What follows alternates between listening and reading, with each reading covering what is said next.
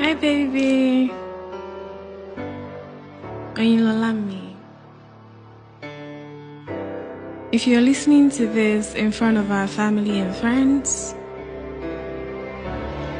it means I'm about to walk down the aisle to come be with you forever. I thought of many ways to tell you I love you, and I just couldn't think of anything grand enough. So I decided to do many little things.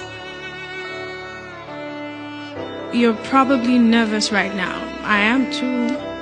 Well, my biggest fear right now is tripping on my dress, really, or crying and then ruining my makeup. Boy, oh boy. I wish I could see you now to mark the exact moment you heard my voice, and in a bit when you see me. When our eyes meet and the rest of the world would literally stand still. Our hearts will reach for each other just as they will beat in sync. So, go steady, baby. I'll be with you in a bit, okay?